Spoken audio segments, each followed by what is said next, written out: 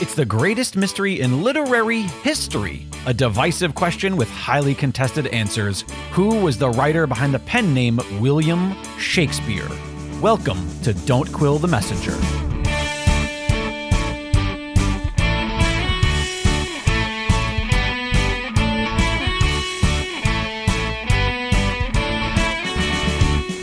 Here's your host, Stephen Sable. Quiller Nation, I'm always excited to invite a filmmaker to the program, and in this episode, we have a very special guest coming to us all the way from England. She is Amanda Eliasch, and she has the latest new film about the Shakespeare authorship mystery, focused on, of course, Edward de Vere. She is a staunch Oxfordian, as those of you who will eventually see the film will find out. In fact, I would be willing to say, Amanda, that you might be in love with our man Edward to some degree based on my viewing of the film. What say you? Oh, absolutely. I mean, I had no idea in the beginning where it would go. I mean, I wasn't an Oxfordian in the beginning. It just came to me. Basically, I knew that from the age of about 7, and I'm now 65, that there was something sort of, I honestly didn't believe ever in William Shakespeare having written the plays, but my grandfather, who was a filmmaker, said to me, he's a filmmaker called Sidney Gilliat, that basically I should shut up and believe that William Shakespeare had written the plays.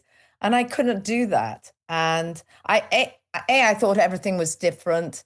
Each play was different. The sonnets were again different. And so I couldn't understand what brought them all together. Well, the beautiful words do. And obviously, I found, because of the people I interviewed and because of the people I met along the way, that it was most likely to be Edward de Vere. I think those of us who love the work so much would all agree and say that the sonnets really do stand out as something completely different from the rest of the canon. They're first person. They introduce us to the author as a character himself in his own story. And they really are different than any of the other works. And I think therein we find the secret to the puzzle. And so it's interesting, always has been interesting to me, that Stratfordians kind of want to dismiss the sonnets and just toss them aside as, you know, these simple love poems, and that's all they are, and there's nothing to see here.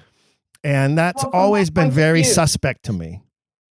Yeah, but from their point of view, they are, because they're looking at it, they also believe in it being homosexual. And I mean, the first thing that happened to me is I went to RADA for a summer workshop, and the teacher told me that they were written, that Shakespeare was gay, and I couldn't see that because my mistress's eyes are like nothing like the sun. All the ones I was reading were women, and I loved them, and I couldn't understand what he was saying, but in the world we live in, it's very, very keen to say that, there's a very gay tone to all of this. I'm not so certain. And having sort of studied with these great scholars, and they are great because who's going to do this work, I discovered other ways to look at these things, and especially the sonnets. Well, it's interesting you mentioned that you didn't begin as an Oxfordian, and many of us in the Oxford camp started off in a different camp. Those who know my history know that I started off in the Marlowe camp. And that's how I first came to this mystery, was that it was introduced to me by the father of a high school friend who said, "Oh, you're into drama, you're into Shakespeare, you should really look at this book." And it was a book about how Marlowe had faked his death and was writing all the plays from a secret tower in Italy somewhere. But eventually, as you dig deeper and you start to get more involved in the mystery, other candidates start to pop up, and the whole thing begins to circle around Edward de Vere in such a way that I think it's unmistakable. Well, whoever wrote everything had a great interest in his life. And I always think go to the most common denominator. Let's be simple. Things are fairly simple. We're really interested in ourselves. And if we started writing, we'd probably write about interests that we have and about the people around us. And it's very close to our heart. And I think that's the beauty of the work, is it's close to his heart. And that's how I thought, my God, who fits this? And although I like Marlowe, I mean, who couldn't like Marlowe? Who couldn't like Bacon? I didn't have that experience. And plus, I didn't interview the people that really are supporting these authors. I didn't meet them, and they didn't want to be interviewed. Ros Barber, who I really like, she didn't want to be interviewed for this because she knew that I liked Edward de Vere, I think, by that point. But I tried to keep an open mind. But it's very difficult. I should explain where I live. I live, luckily, in Cheney Walk in Chelsea Manor Street, exactly where the manor was. I live on top of it. Now, most people don't, but I do. And I know the garden where Elizabeth was supposedly raped, and all her corsets came off. And so I began to follow that. Most people couldn't get into that garden, but I chatted up the man who's called Dennis Strauss, and he allowed me to film in his garden, which was extraordinarily nice of him because he hates everybody.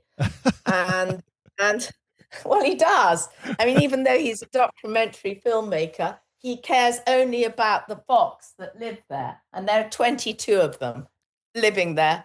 And he says, you don't want rats, so we have to look after the fox. Okay.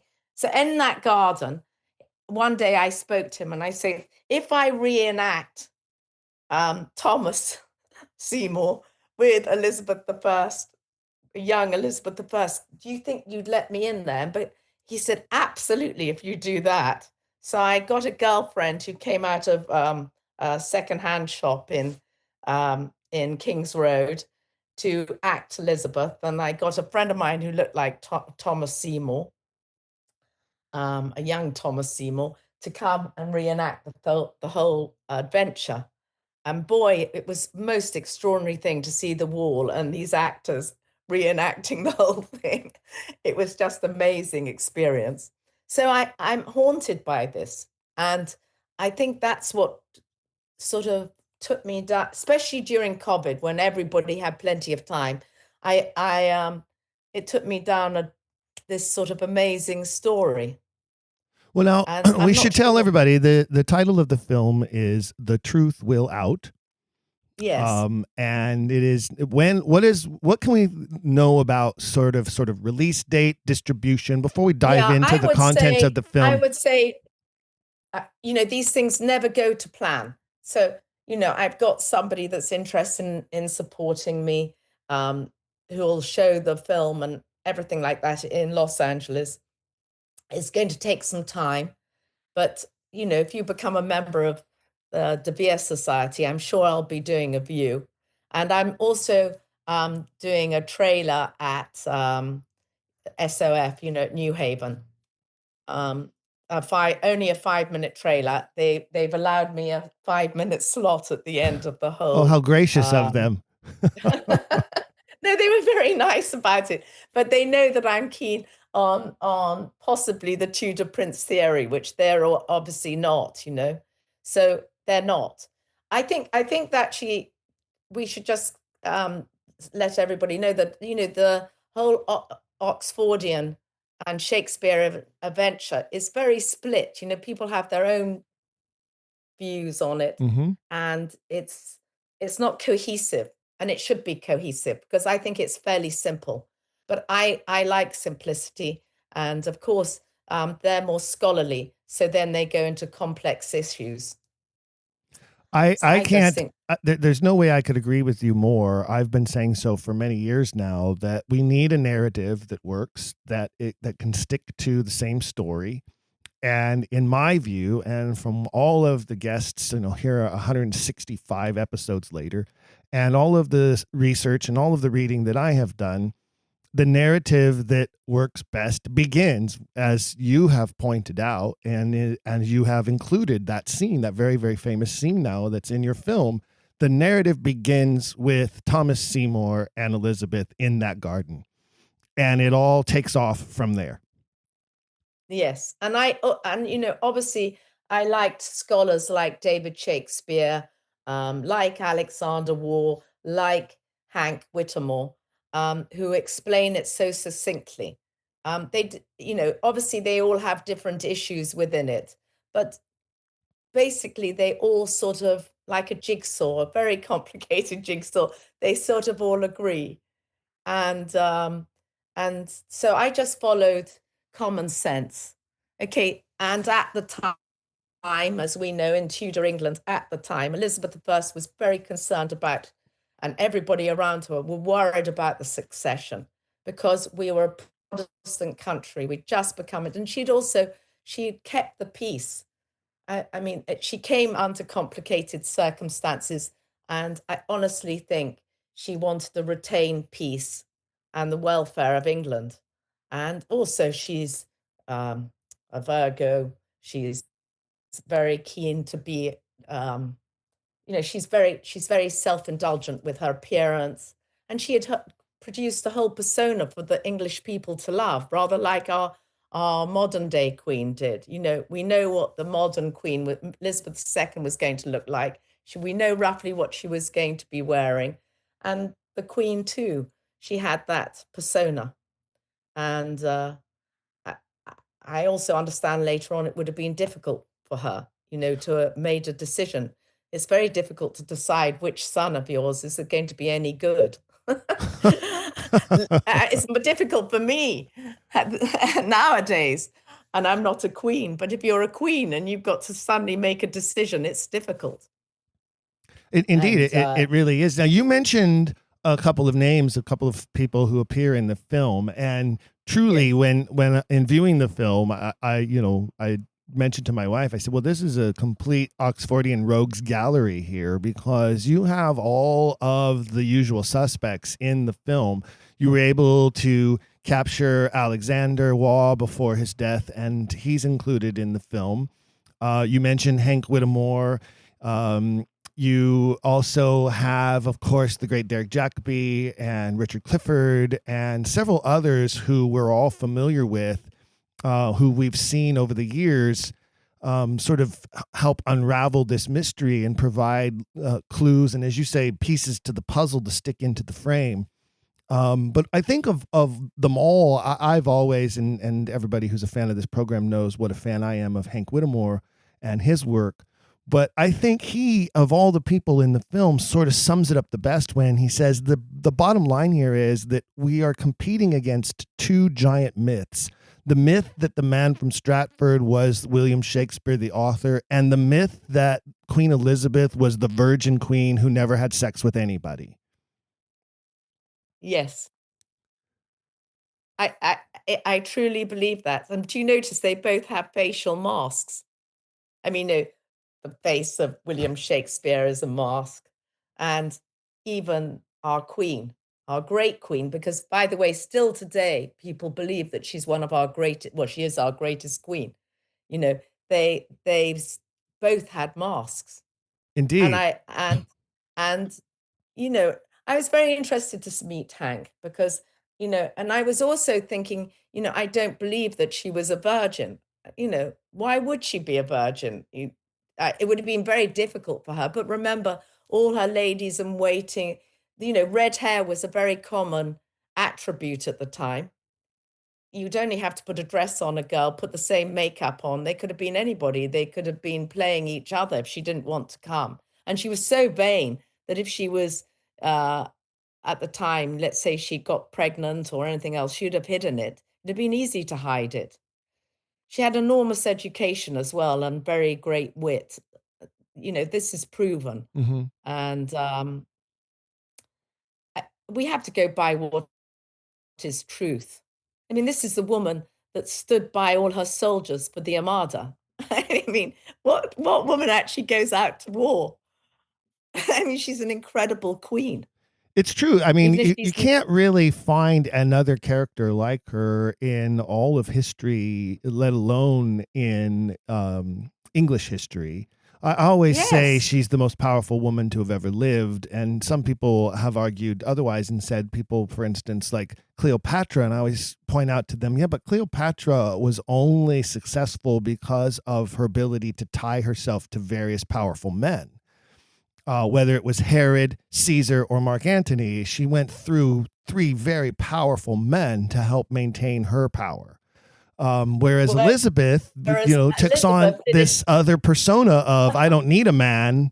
I have the heart of a king, but the body of a woman type of a thing. And it worked for her. Exactly. And she really relied on Burleigh and Leicester. Well, she relied on a few people around her, but mainly on herself.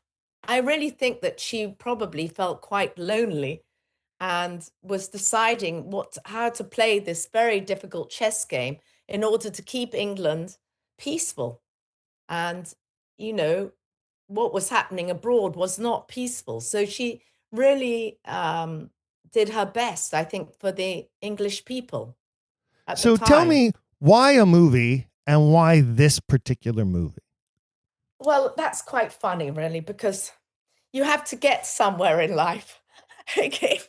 And people will do things if you say you're going to, I might have wanted to meet them. I wanted to climb the greasy pole and find out who's who in the Oxfordian world. Mm-hmm. And if you say you're making a film, people tend to say, oh, great. And then you can ask them if they want to be in it.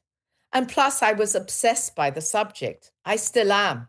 And heaven knows where it's going to take me, because I don't think I finished yet. Well, I hope not. It's such a huge subject that, a few weeks ago, we found a film by somebody that in England who's a window cleaner. And he had made a film about a painting he had found that he believes to be Shakespeare. And he's done all the measurements in it. Uh-huh. And I thought, wow, it's obviously Edward de Vere.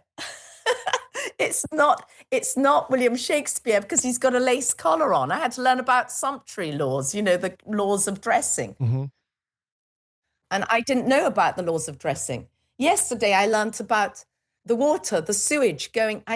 In our film, we've used a bit of AI to replicate what old England would have been like. I would say England. More than a bit of AI. Yes. There's a lot. Yeah, okay. There's a lot of AI animation in your film. Okay, so basically we got a sewage wheel, and only it's not as big as the one we'd put in. We'd done it like the London Eye, and we realized it's the wrong.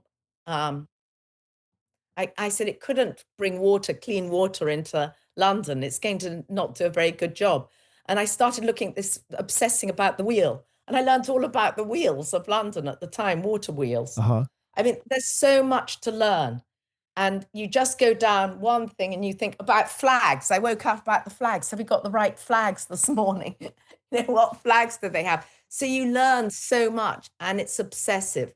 And I think for anybody starting this, and my film is for the starter, it's really not for somebody like you or for Hank or for, Earl Showerman or any of these people, because they know so much and they'll have made up their own mind. It's really for the beginner, because when I started beginning this subject, I didn't know what on earth they were talking about. And I hope I made it a bit easier for everybody. Well, that was going to be one of my questions for you is, what exactly is the goal of the film, which is why I asked, why a film, why this film? And so you've answered that the goal is to sort of give people their introductory to the story in a visual way that makes it easier to then hopefully absorb some of the research and some of the writings of some of the people who appear in the film. Exactly. And I really think it's for new people. it's for a younger audience. It maybe interests people that have never thought about it before. And, you know, for instance, I showed it to my son, who wouldn't dream of watching a film of mine. And he said, "Oh, I think I'm going to start reading Shakespeare after this." I mean, you know, he's never read Shakespeare. He likes conspiracy theories and wars. And, you know, he's immediately saying to me, "Oh, my goodness, it's made me think about Shakespeare in a different light." Well, that's something that I have always said, and I believe is very important. And I think that when you tell this story, when you tell the story of Edward de Vere, and you can sum up the reasons why he became the great writer he became, why he had to conceal his identity at the time and as a writer, why he surrounded himself with other writers who I believe assisted with the work from time to time and here and there along the way. And you tell the story of who he was. I mean, he wasn't the greatest guy, but he was so passionate and he's so real and he's so human. And that's so much of a contrast between this myth of this, Stratford genius who just falls out of the sky and suddenly is the greatest writer in the world. And I think it opens the door to Shakespeare to an entirely new generation. I think this new generation is a generation that is sort of naturally skeptical of everything anyway. And here we provide them something that's tangible, that's real, that they can sort of sink their teeth into and put their hands on and say, I relate to this guy. And it makes sense now why he wrote this play or that play or these sonnets. You know what I mean? Yes. And I think that, for instance, how we animated pictures from the National Portrait Gallery. We mix people up. We have to use a modern face with a picture from the National Gallery. We've got some etchings and some pictures of Edward de Vere himself, and then if you mix it with James de Vere, who's his great grandson, heaven knows what he is, you suddenly see a face coming together, and it's very exciting.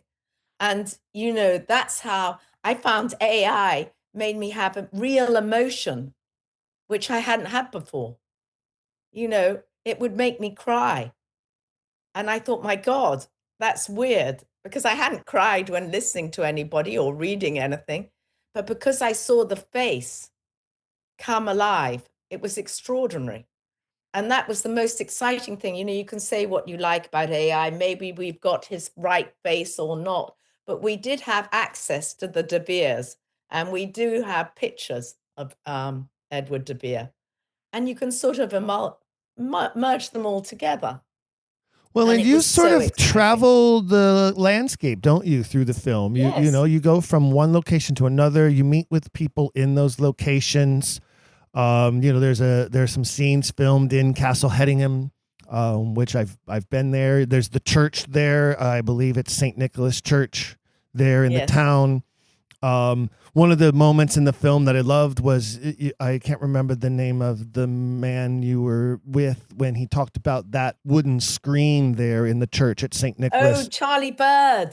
Yes, and I've stood there, and I've seen that screen up close, and the minister I arrived there on a Sunday afternoon right before they were about to celebrate Mass. And I don't know if the Anglicans call it Mass, but anyway, church service.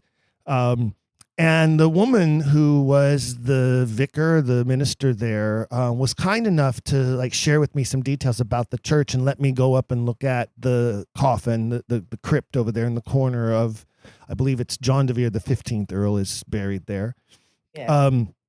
And she explained to me the screen, and that church is more than 1,000 years old, and that screen dates back to William the Conqueror.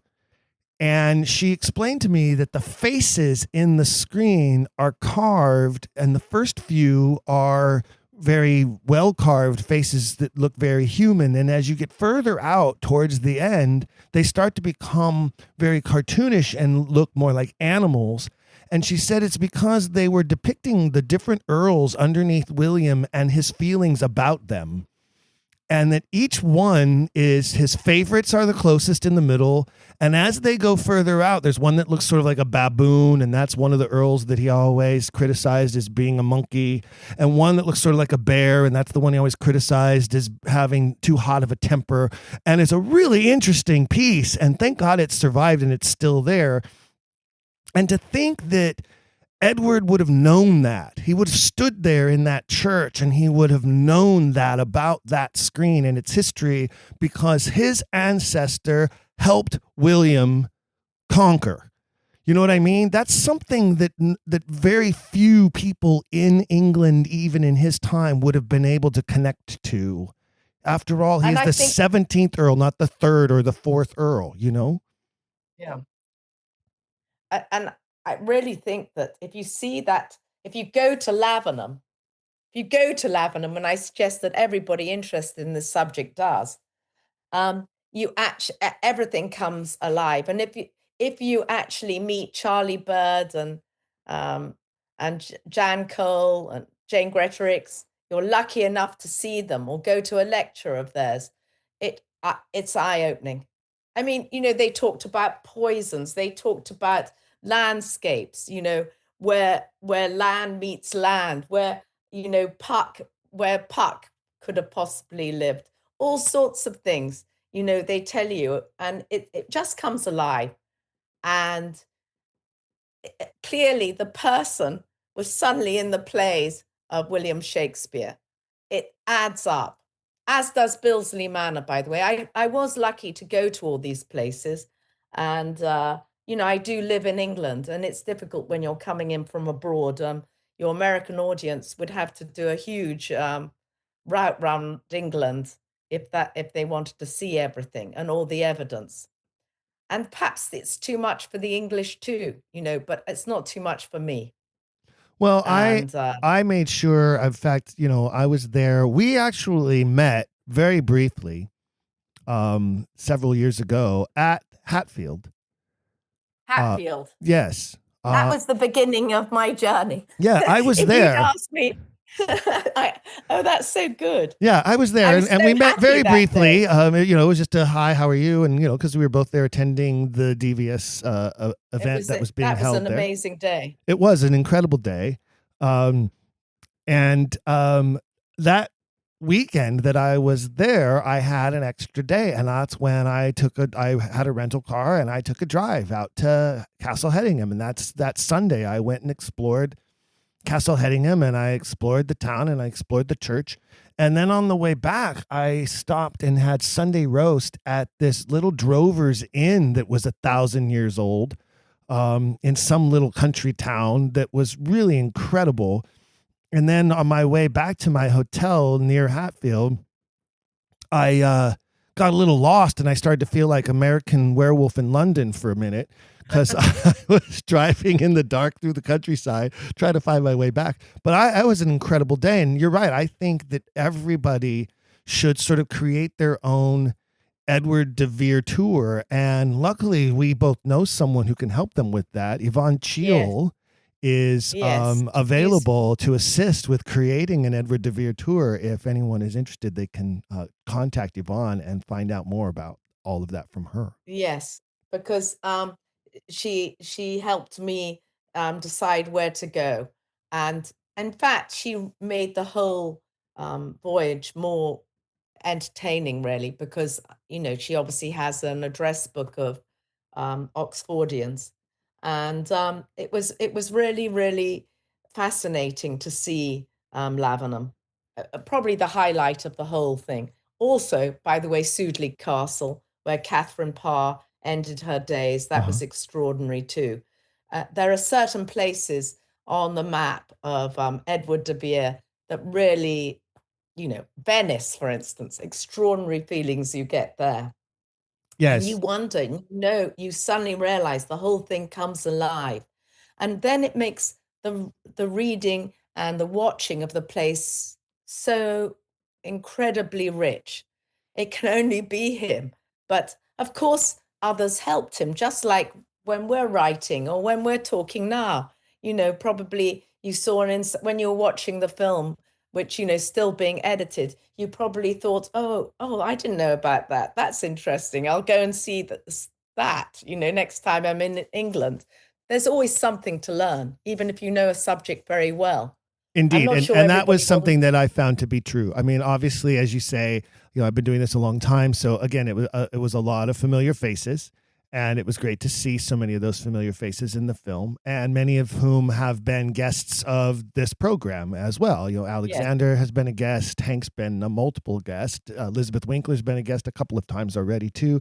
So they're all very familiar faces and familiar people to me. And I've heard a lot of what they already have to say.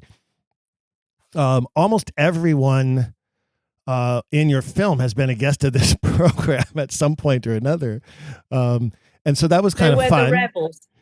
Yeah. And what I found interesting, though, is I don't know if they knew this. Some of them maybe did. Some of them didn't, and maybe find out later when they watch the film. But you dive all in. Like, you go all in from Seymour and Elizabeth and her most likely to have been made pregnant by him and had a child.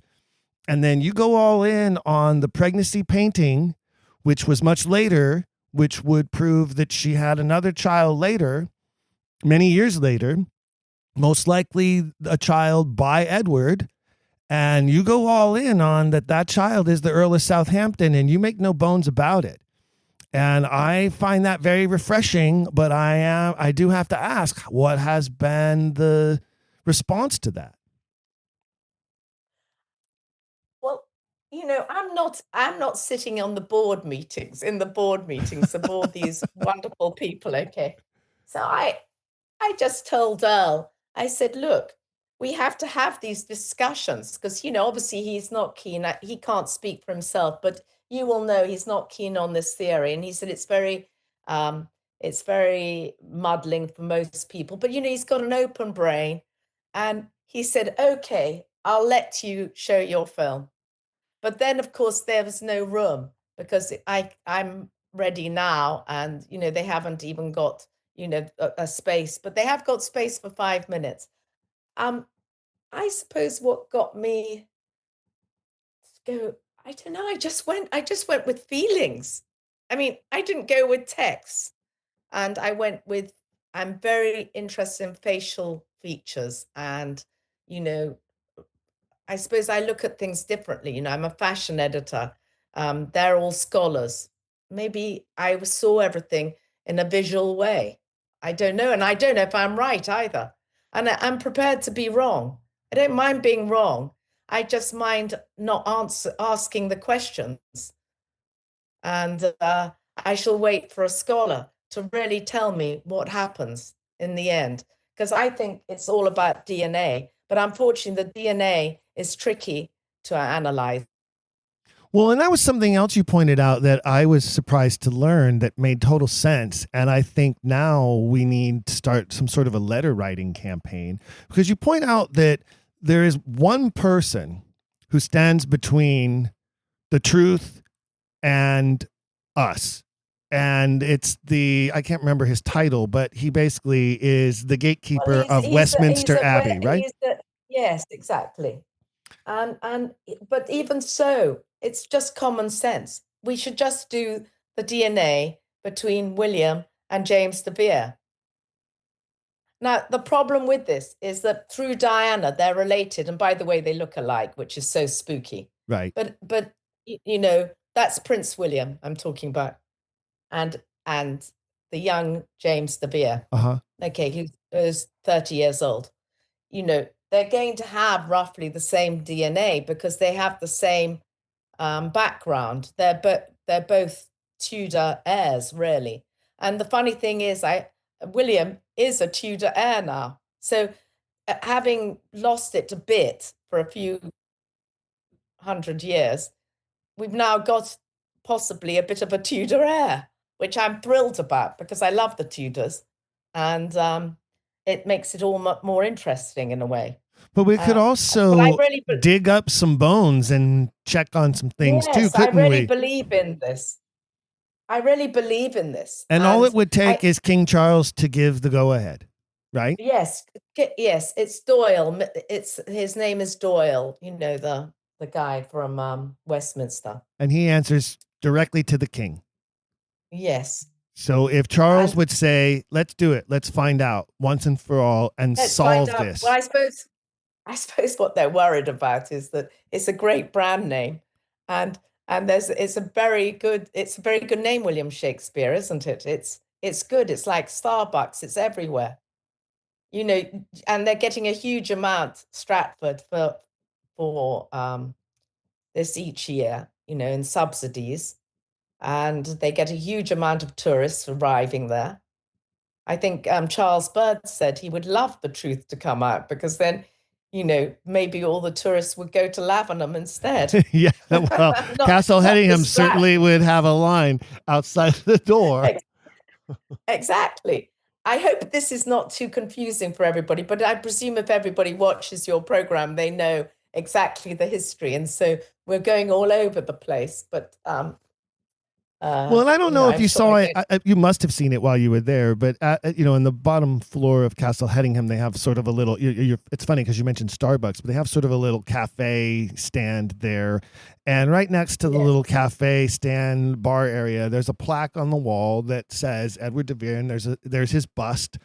And it says right there, you know, thought to be known as the author of Shakespeare and blah, blah, blah. And I thought, well, that's great. They really are, like, they're embracing it, and they should. But they don't embrace it enough. You're right. They don't.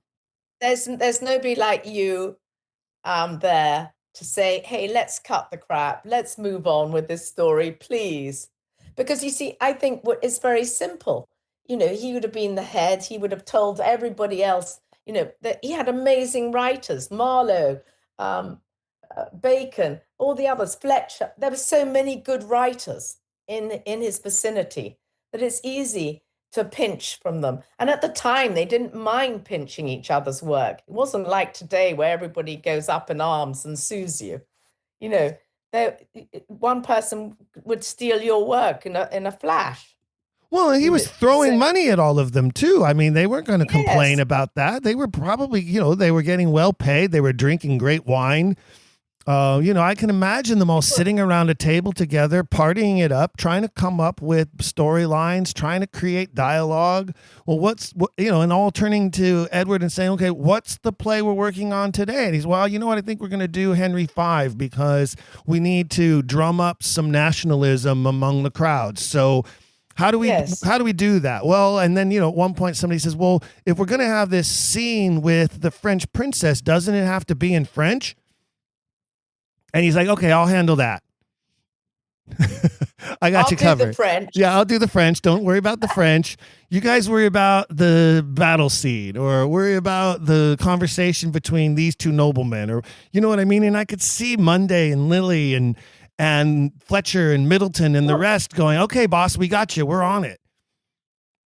Yeah, but can we have some more money because we want to party afterwards? P.S. We're out of wine.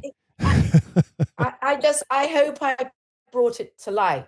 You know, what I try to do with this film is to make it lively, because what I found was talking heads, as much as everybody else has done beautiful work, which they have, it's very much talking heads. And as I came away from the original cut edit, I looked at it, which was, I think, 4 hours long originally. I can imagine. I just said, we can't watch this. Nobody's going to be able to watch this. Okay, nobody, because the ones that the scholars, they've heard it all before. They've done this, okay? They're way above this. So we're doing this for people that haven't even started yet. Maybe for people that are just won't even believe it. We have to simplify it.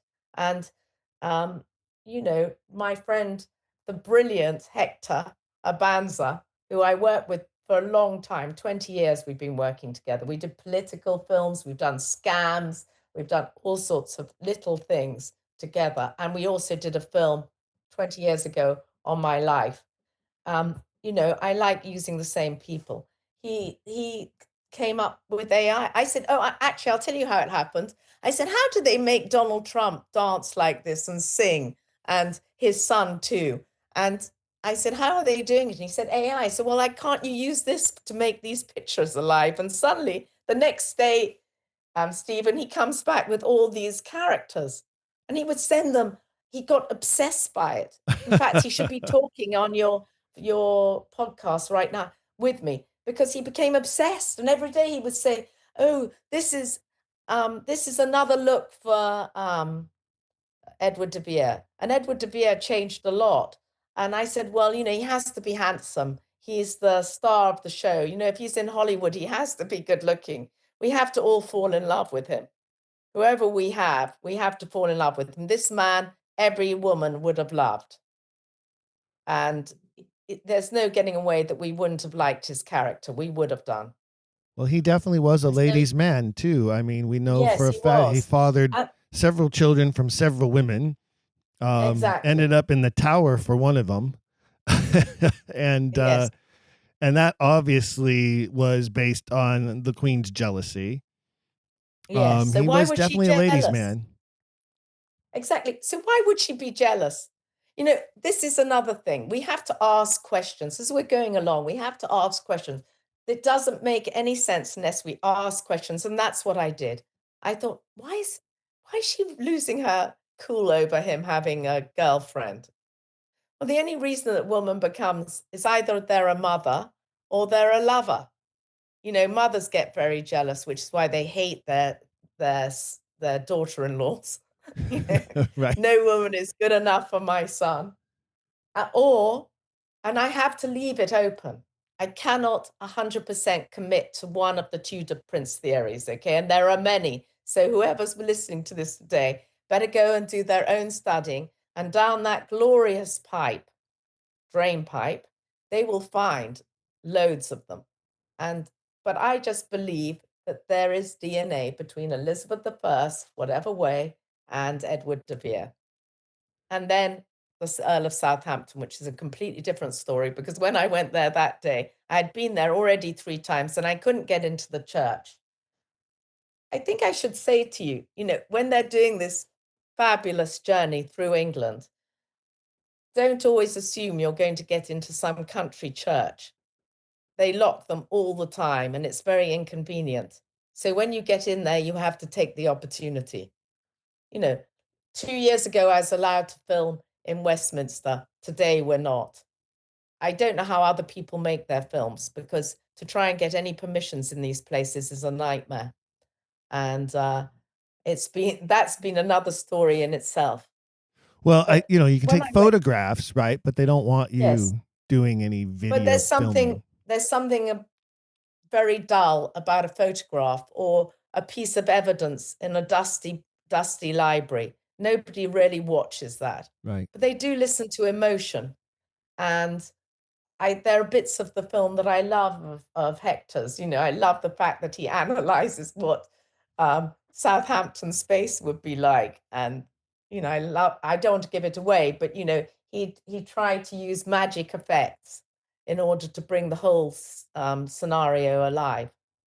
Well, and Westminster is such an enigmatical place with the whole Shakespeare memorial there, and that the history of that dating to 1740. Yes, and of course Alexander's theory that Edward de Vere's buried underneath that monument. Well, that makes sense.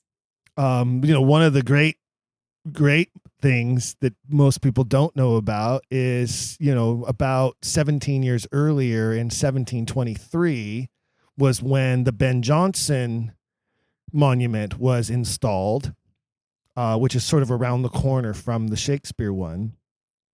Yes, and that was bought and paid for by the Earl of Oxford at that time in 1723. Isn't that interesting? Yes, I found that very interesting. Yeah. Why were the Earls of Oxford so bent on memorializing Ben Jonson? All these, literally 2 centuries later, literally on the 100th anniversary of the printing of the first folio, the Earl of Oxford at that time, I can't remember, he was like the 20th Earl at that time. I don't recall. pays for and has installed this monument to Ben Jonson, which, by the way, if you look at it, is pointing across Westminster Abbey to the spot on the floor where there is a tombstone for Ben Jonson. It's a really interesting little puzzle going on in there. I love that place. You could spend, years in there trying to figure it all out, but I wish they would just let us dig a couple spots and solve the mystery. Well, exactly. And I just don't understand why they don't. For me, it's so easy. Well, we need to put pressure on King Charles. And one of the ways I think we can do that is to remind him that his father was an authorship skeptic. His father also believed that there was a mystery to be solved here. And maybe out of respect for his dad, he should grant some permissions and get to the bottom of this. And I don't think it would ruin our history or ruin the history for Stratford. Because you see, I think that William Shakespeare is very interesting in the whole puzzle. He has done an amazing job of providing, if he knew about it, of course, but he obviously received a lot of money. He's got amazing houses today in Stratford. The houses are quite pretty and quite large and substantial. They had quite a lot of money, the Shakespeare family. I think it just opens the door to more sleuthing and more people trying to figure out how it all came to be then, I mean, how did William Shakespeare become attached to it all? Was it part of the plan? Was his name being used on purpose? I mean, I think all of that opens up and Stratford still remains a tourist attraction. And remember, he does share a grandparent with Edward de Vere, which is sort of weird as well. I mean, okay, so it might not be a close relative, but where it is a weird thing, isn't it? And I've also given some information about that in the film. I think my film is a good tourist guide in a way. It's the Ardens, right? The Arden connection. Yes, they are like sort of distant cousins, aren't they? Yes. And that is fascinating in itself. So, he might not have had the education of Edward de Vere, because there's no getting away from it that he couldn't have had that education in Stratford at the time. No, not at all.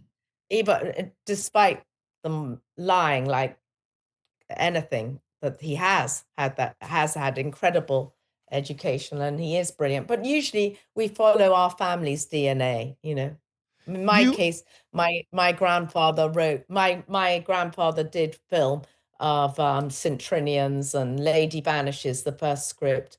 And I'm interested in that sort of thing. Equally, my father does books on spies. So together, I've got a weirdo brain. I don't see anything as 100% truth. I see everything as truth. I think everybody listening to this program has a weirdo brain. So I think you're in good company. The whole Quiller Nation is composed of weirdo brains. There's no doubt. Well, I mean, I just think it's absolutely fascinating. And if you want to know about England, you go and study Shakespeare, and through Shakespeare, you find out all these amazing characters. Now, you must have had, you and Hector together, by the time all was said and done, you must have had hours and hours of footage because of the different people that you sat down with. And like I said, I know many of them, and they're not short on words. And many of them have been, here on this program for hour plus long episodes. So you must have had like mounds of footage. How do you decipher through all of that and choose what are the best quotes? Where do I want to put them? When do I want to bounce back and forth from this person to this person? That has to be a daunting task. Yes. So how it went is it goes like this with Hector. Remember, we've known each other a long time. And we are friends. We're not lovers. So there's very little arguing.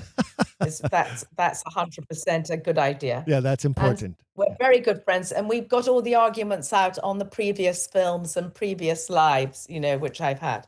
So that we're past that, And then I do my bit, which is I do research and I do the reading and I organize it. So I organize who we go and see. So I would say that. And I'd leave it to him. And I'm also a visual person. So I like prettiness, so I like it to look pretty because I'm a fashion editor.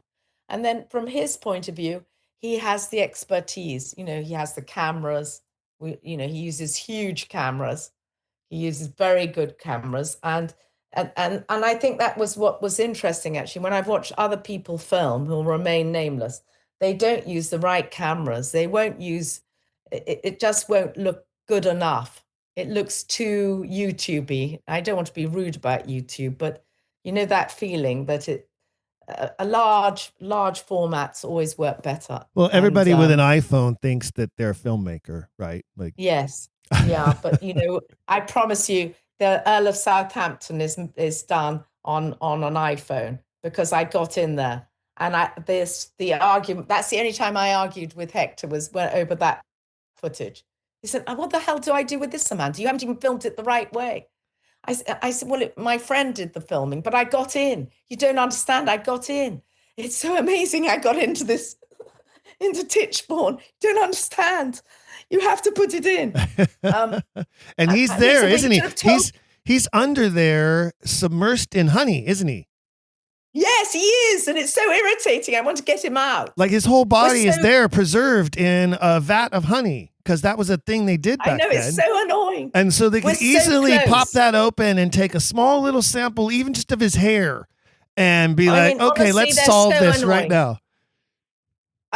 And look, all we have to do is so close and so far. I was with James de Vere on Saturday for his birthday. I said to him, listen, all I have to do is take a bit of your blood, mix it with Williams, go to Earl of Southampton's and see if you're all related. But of course, they're related, but it just would make me happy if they were really related, right?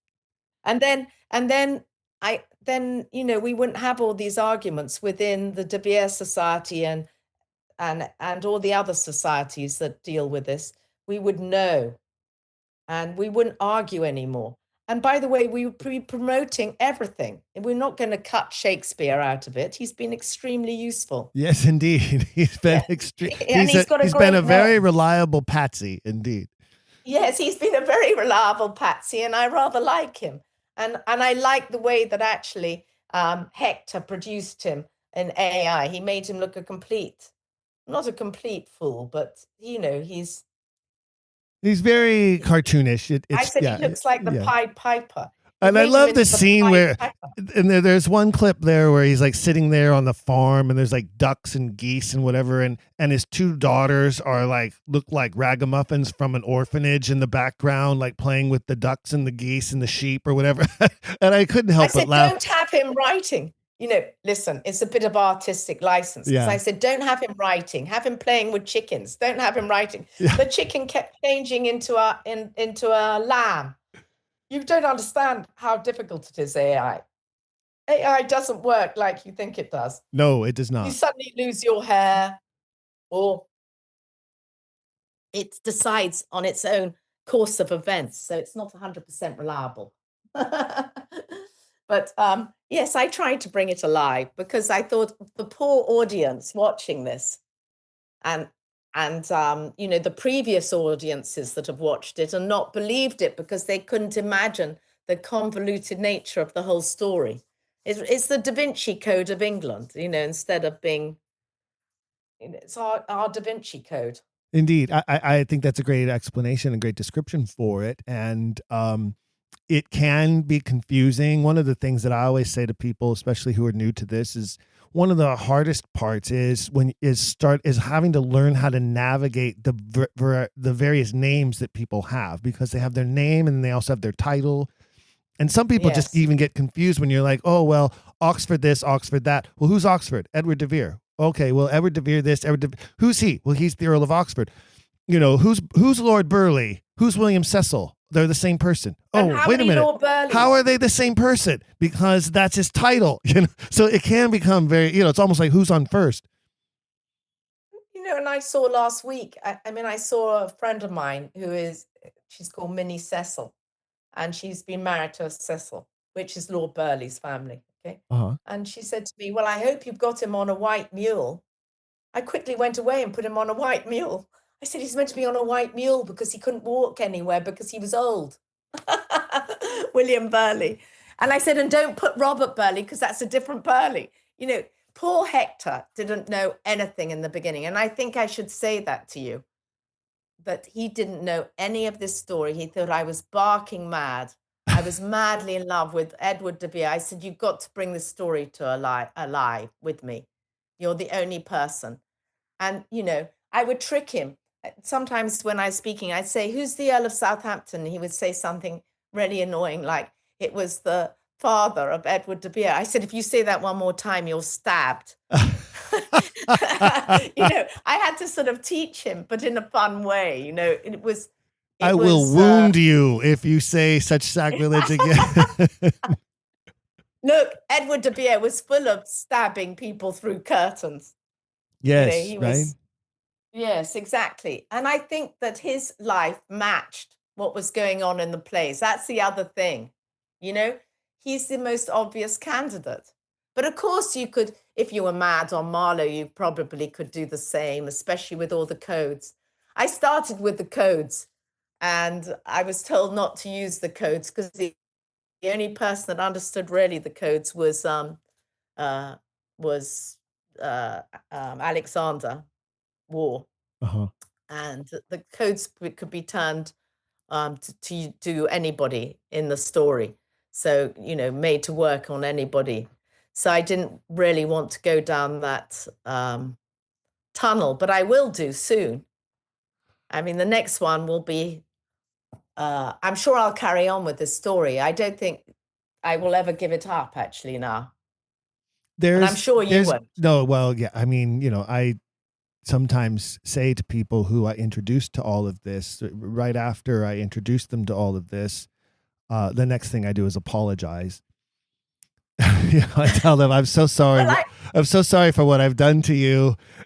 And in fact, I feel that way. One of the actors in our company has really embraced this, and he's really diving deep into it. He even has, you know, T-shirts now and that kind of a thing. And I, you know, one day I turned to him, I said, you know, I'm so sorry for what I've done to you. And he turned it back to me and he said, I'm not. And so I was absolved, right? Because he's not sorry at all. He's just enthralled and he loves it because it is such a great mystery. Yes. And, you know, they lie so much anyway today, you know, in the world history. You know, we don't know what is really happening in Israel or Palestine. We don't really know 100% unless we were actually there, because the press lies so much. And, you know, we don't really know what's going on. Even though we've got cameras everywhere, people still use it to whatever way they want to use the information. I think it's exactly the same then. And of course, they could lie that much more because they didn't have the internet. Imagine if Edward de Vere had the internet, what he would be like. You know, it's he'd be the king of AI, that's for sure. He would be the king of AI, most definitely. And you know, it's fascinating, AI as well. I mean, it's introduced whole aspects of the world. It's come alive, and you know. Really, we should thank everybody from Elon Musk, because I couldn't do that without their EI. I couldn't do it. It's incredible that we can go and do that now. It is. And it's really exciting. It makes the whole thing come alive. And when I watched it, I thought, my God, the fact that I could even cry over some drawings, you know, it's extraordinary. I think there are many of us who have come to this mystery, who have shed a tear here and there throughout our process, throughout our journey in trying to figure out the truth here. And I think it's because he was such a passionate person and so real, and the pain that you can find in the works becomes so real. And I think anyone who has any sort of an empathic nature to their soul feels some of that pain. I think you see that through some of the interviews in your film too. I think one of the things that made Alexander Waugh so intriguing was that he felt a passionate connection to the heart of Edward de Vere, who he was as a man, and how real his pain and suffering was and how it came through the writings. And I think that you see that with Alexander, and I think you see that in some of the footage in your film. And another thing I wanted to point out too, that I love the fact that it closes with him, his spoiler alert, ladies and gentlemen, it closes with him playing the piano. And the title, the rolling credits music is Alexander playing the piano in his home. I didn't know he could play piano like that. And then you also have footage of him playing violin. I had no idea. I had absolutely zero idea that he was so talented in music. It doesn't surprise me because, you know, he had a giant brain and he was talented in a lot of things. But I found that like so moving. And it was a moment for me where I choked up at the loss of the man. Me too. And I'll tell you what I liked especially about the scene, and I'm sure others who watched my film will notice it. I wish it was longer because, of course, I was there for about 3.5 hours. And it was just actually only 6 months before he died. But what I liked was that the piano, he's not 100% playing the piano. You know, it's a bit of a cheating. It's a bit out of tune, but it's so moving. And perfection is not passion, but you feel his passion. You know, you see that through imperfection, and he's feeling really ill. By the way, that day he said, Amanda, I'm feeling very ill. He brought passion, especially when he read a piece out of a book that he loved, which I won't give everybody the clue of because it was so moving. That, you know, that was another thing. I couldn't believe he pulled out that ancient copy of that book. Yes. Like he has an original printing, which blew my mind. I can't imagine the value. Cadona's Comfort. It's Cadona's Comfort. Yes. I can't believe he has I'd like to know who has that book now, because I can't imagine the value of that original printing of Cardenas Comfort. That's an amazing piece. Really, for me, that was one of my number one moments in the whole film. And the moments with him as well. I thought, oh, wow. But at the time, you don't really notice it. You know, at the time, it was a busy day. I'd driven 3 or 4 hours to get to his house. You know, I was very much in awe of him. And this film has made me meet the most extraordinary people. I mean, these people, you know, they've studied this subject. They really love this subject. I wish I'd done the people of the other side too, but they didn't want to be interviewed. And if they don't want to be interviewed, that's fine by me too. You know, I did ask Ros Barber. I did ask Earl Showerman. Earl can't remember, and Ros said absolutely not. So what can I do? You know, I did try my best because I like all people's ideas. And really, the people who said yes were down the way you think. I think on the same way that you think, you know. And I think keep an open mind. Whatever you do in this beautiful subject is keep an open mind. For goodness sake, don't close it by thinking something's impossible. Because as I said to Earl Showerman, I said, well, you know, I believe he could have been gay. He could have fucked the Queen. Sorry to swear. It's all right. It's allowed on podcasts. He could have, you know, he had an affair with one of the ladies' maids who wasn't a virgin and one that was. I mean, you know, these things are real. These are the mistakes of a real human being who is not so perfect. And he could have had stuff to write about because he was so emotional. I think he had an insatiable appetite for all things. And yes. I think we see that in many of the great geniuses of history. I mean, we see, you know, the polymaths of the world tend to have extreme appetites and are oftentimes very self-destructive in their appetites. I mean, look at some of the magnificent talents we lost early in life because they literally killed themselves through their indulgences. absolutely. It's not uncommon. You know, and I loved what Edward de Vere said. You know, I argued with her, well, you know, Chopin's a genius, Mozart's a genius, but he says, oh, I love it when she says, oh, but Mozart is a genius, but really the real genius is Edward de Vere, and he will survive. And I thought it was so outrageous at the time. I was thinking, you know, because I think Mozart's a genius, but of course Edward de Vere is too. They're all. But it's about DNA. It's about good DNA. And he's a fascinating human being with all his flaws. And, you know, everybody should look at the Great Oxford too, which is an extraordinary tomb to get. I mean, there's so many books to read. Tell me about it. I have entire bookshelves filled with the books of many of them, the guests of this program. So I love Kevin what's his name? Gilvary's. Yes. Kevin Gilvary's book on dating all the plays, which yes. which really helps us. You know, even there are just different ways of exploring the mountain of work. I mean, unfortunately, I'll not see them all in my lifetime, but I'm sure you have, because you started earlier than me.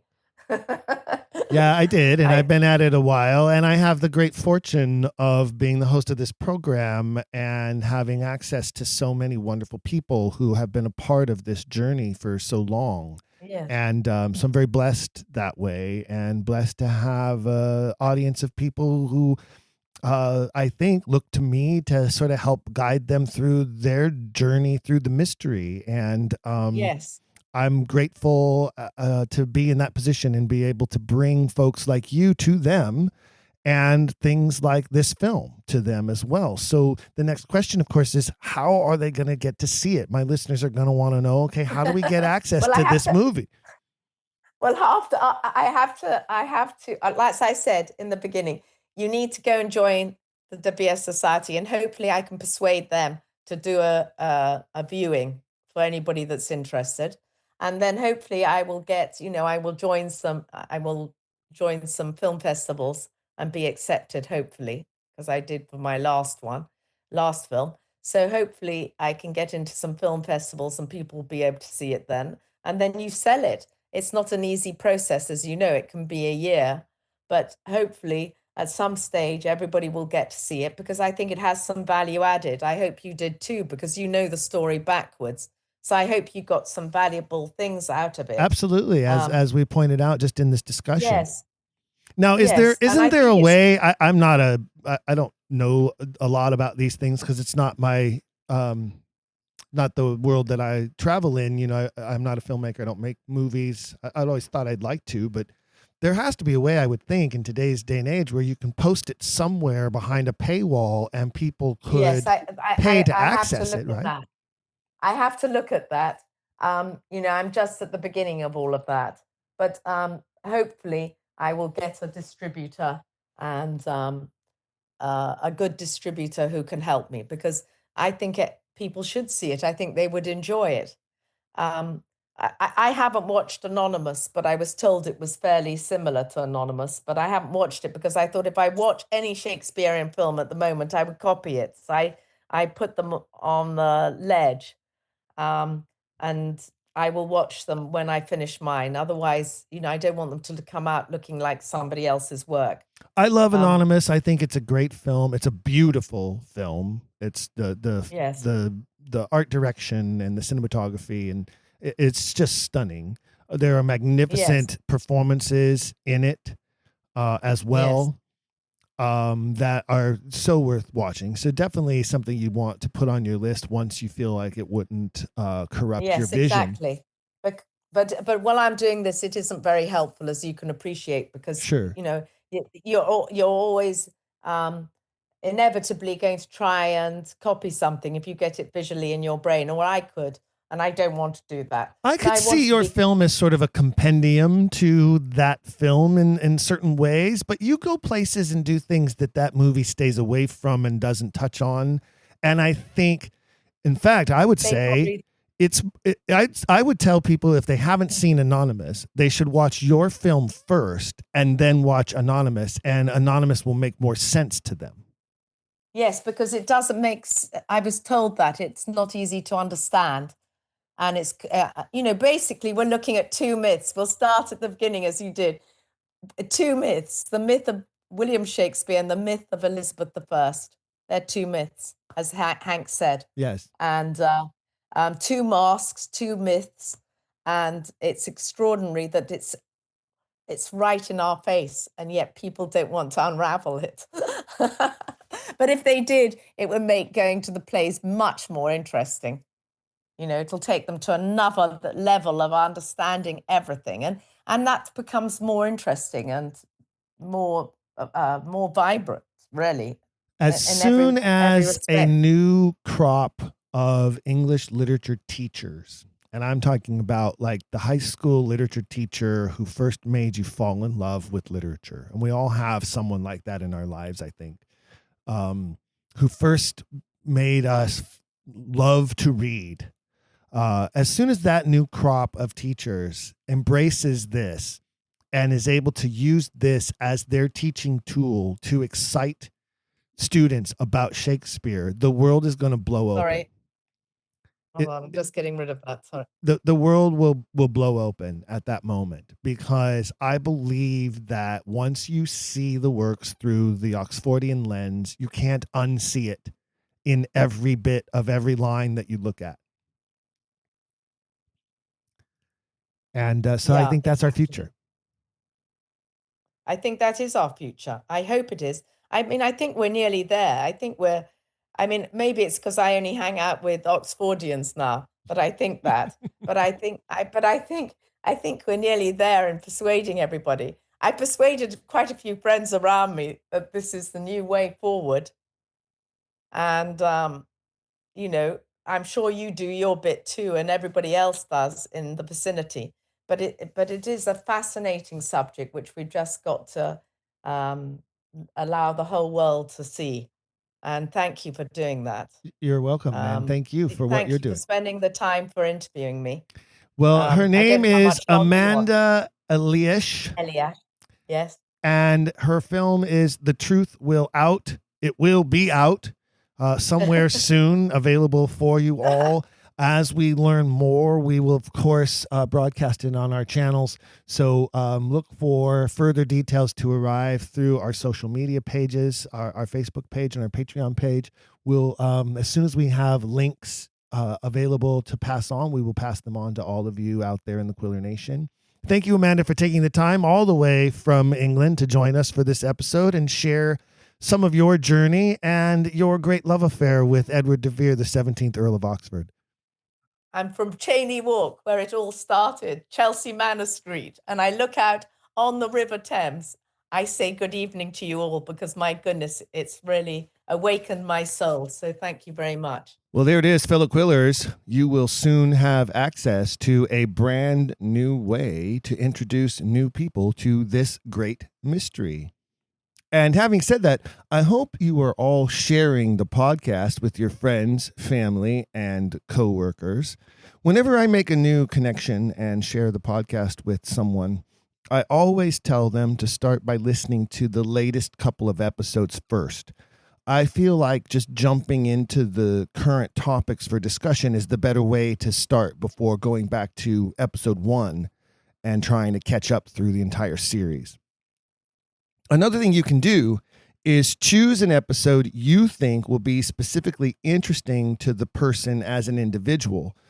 Maybe they're a lawyer, so you send them a link to a specific episode about Shakespeare and the law, and we have several of those. Maybe they're a teacher, so you send them the episode about teaching the authorship mystery to students, or something from one of the professors that we've had on. Maybe they're your doctor, so you introduce them to an episode or two featuring Dr. Earl Showerman, or one of his episodes that we've done on Shakespeare and medicine. At now 165 episodes in the catalog, I think that the entire catalog can be a little overwhelming for new people.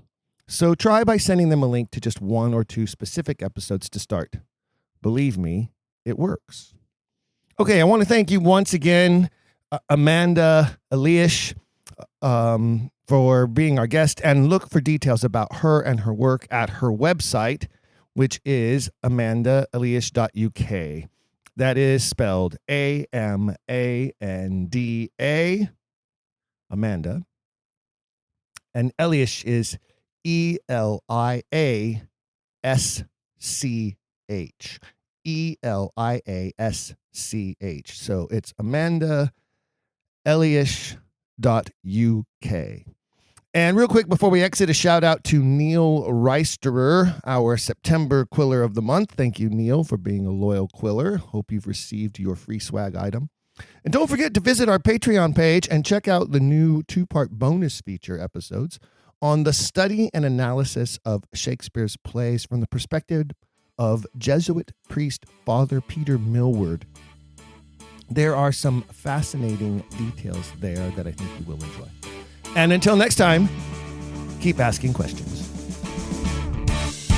If you've enjoyed today's episode, please leave a rating and review in your podcast player. For even more, visit our website, don'tquillthepodcast.com. There you can find official merchandise in our shop, as well as a link to our Patreon. This show is made possible by people like you. We hope you'll consider showing your support by becoming a monthly patron, where you'll receive bonus material and tons of exclusive perks. You can also join in the conversation on our Discord and by following us at Don't Quill the Pod on all social media. All of this can be found at don'tquillthepodcast.com, don'tquillthepodcast.com.